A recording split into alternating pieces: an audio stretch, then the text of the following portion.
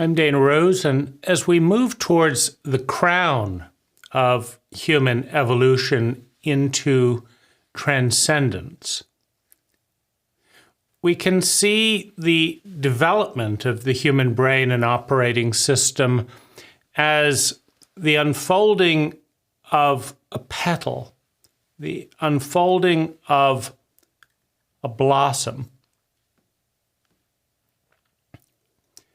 in response to the weather.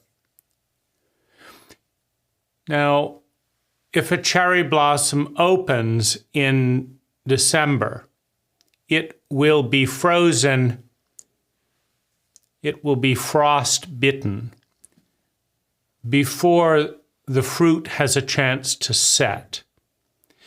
And so timing, opening up the vulnerability of the blossom, is important to sync with the prevailing temperature, with the prevailing environment. To be a very sensitive, empathic person in a reptilian cult or culture is a horrifying experience, is a freezing experience. But in the abundance of the rational reptile, in the abundance created by the rational sociopath, there is space for the beginnings of empathy. And as that empathy comes forth, creating trust, worthiness, which leads to trust, and trust which leads to a reduction of defense, a reduction of defense which leads to a sense of love and belonging. The temperature rises to a point where moments, where glimpses of oneness can be grasped, like looking at a golden ball, right, through the mist, a sense of wholeness. And so, as we are predominantly in the rational reptilian phase of development, moving towards humanity, moving towards the empathic brain and its protocol of who is in the most pain and how can we help, followed subsequently by who has the greatest opportunity, the greatest joy, the greatest responsiveness, and how can we respond?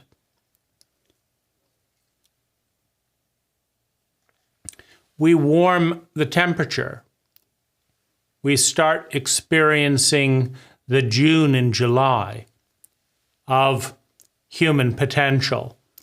And it is in that environment, in meditative moments, in psychedelic openings, in dance, in the frenzy of orgasm, in the peace of eye gazing, in the stillness of nature.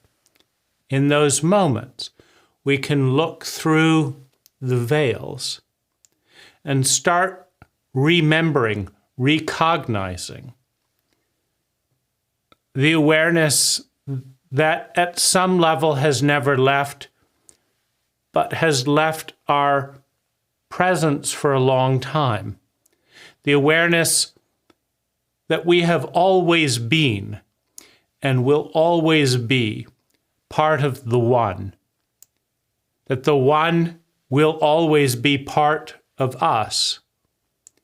That the illusion of language that cuts the One into distinctions and distortions of many can fall away. And we can look at ourselves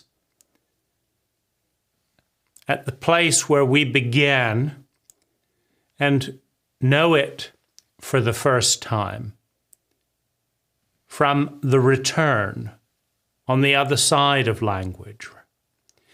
We began as one without language, and we return to the oneness, surrendering that language, catching a glimpse from the perspective of the structures that fall away in response to what we see.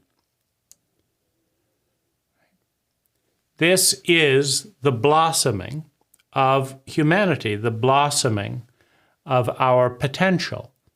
And it will take as long as it takes.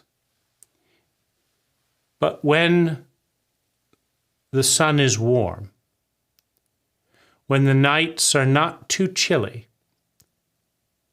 that blossom, those petals in the brain, will open, revealing a truth that has always been there and inspiring the action, the identity, the pattern of thinking, feeling, speaking, doing, and being that clears away debris and helps us to remain there from that vantage point.